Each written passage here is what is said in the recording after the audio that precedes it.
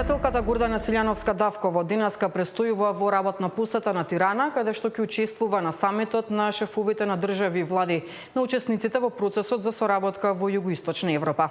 Според најавите, таа ќе се обрати на пленарната сесија на тема поттикнување на стабилноста и просперитетот преку регионалната соработка и интеграцијата во Европската унија, како и на заедничката пресконференција со албанскиот и со бугарскиот председател Бајрам Бега и Румен Радев во својство на председателите на државите кој што се претходен, актуелен и иден председавач со процесот за соработка во Југоисточна Европа. До овој момент нема најава за посебна средба помеѓу Силјановска и Радев.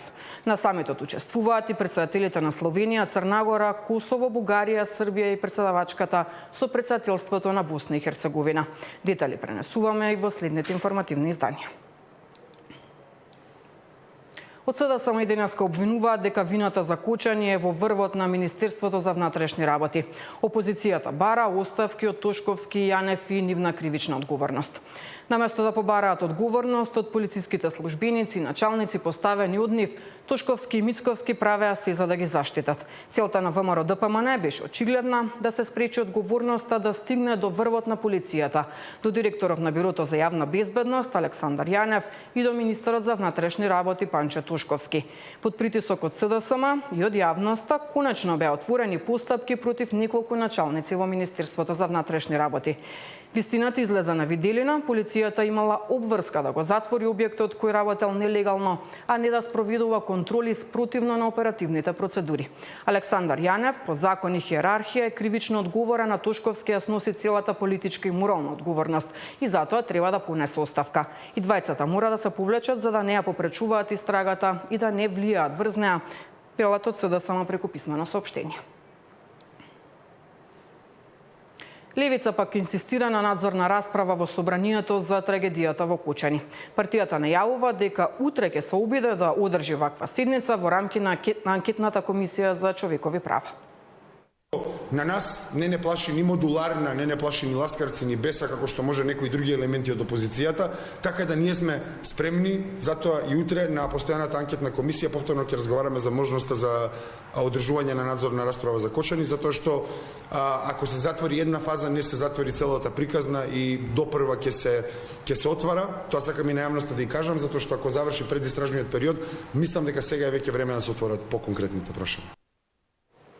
И Европскиот фронт смета дека треба да се разговара за одговорност за најголемата трагедија во Македонија. Обвинува дека до овој момент истражните органи ги штитат владините функционери. Жалосно е дека и обвинителството и судството традиционално се поставуваат во служба на власт. Во овој случај во службата на премиерот, кој што јавно бараше разрешување на јавниот обвинител, да после истиот бара одлагање за да овозможи политичко делување на обвинителот, а не правно, како што е задолжен.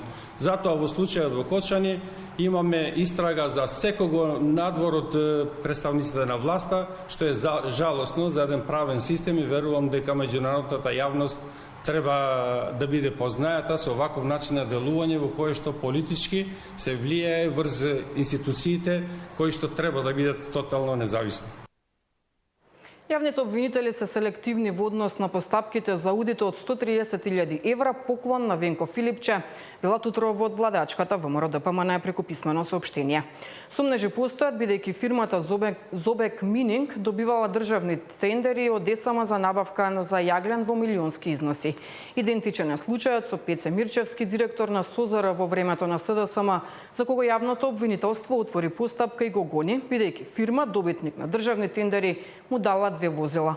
Идентичен случај, но различен третман, со што ги оценува Филипче јавните обвинители што не постапуваат. Мирчевски е обвинет за несовесно работење, а за Филипче нема постапка. Јавноста со право сака да знае зошто нема брз, навремен и ефикасен институционален одговор. Дали Филипче има повластен третман само затоа што е функционер и председател на СДСМ. Јавното обвинителство да не ги става работите под тепих и да отвори постапка за Венко Филипче, стои во писменото соопштение на ВМРО ДПМН.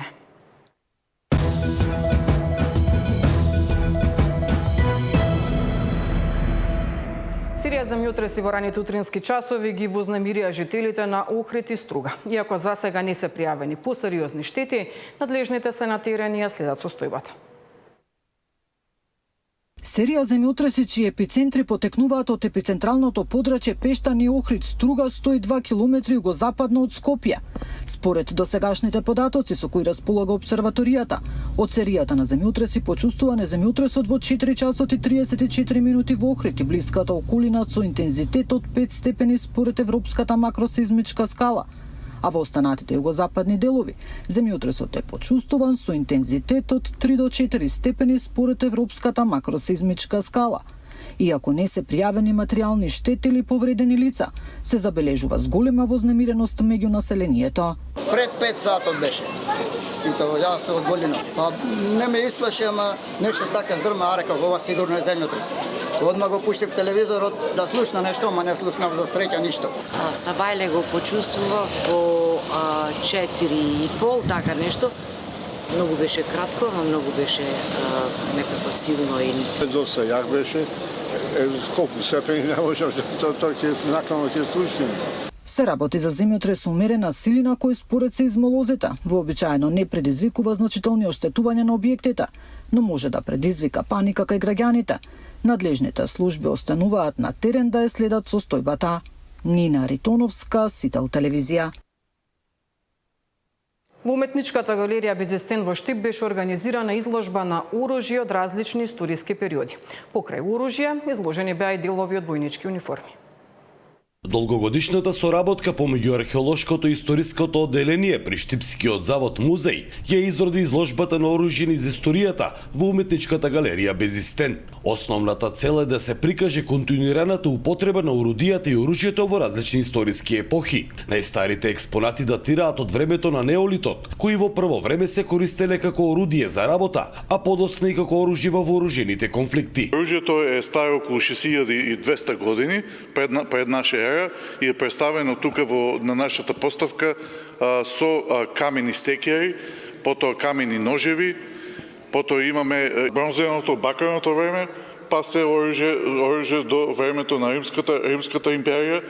Особено интересни артефакти има од средновековниот и османлискиот период, со кој располага историското одделение. Историската збирка на османлиско оружје е многу богата, раритетна и уникатна. Јас бих ги споменала неколку парчиња оружје, јатаган, белопасец, кој што е споменик на културата и е под заштита на државата. Имаме јатагани, мечеви, османлиски сабји, кубури, пушки, пиштоли, потоа имаме оружје од балканските од Првата светска војна и оружје од Втората светска војна. Покрај изложеното оружје во витрините, посетителите може да погледнат и делови од војничка униформа. За Сител, Трајан Ристовски.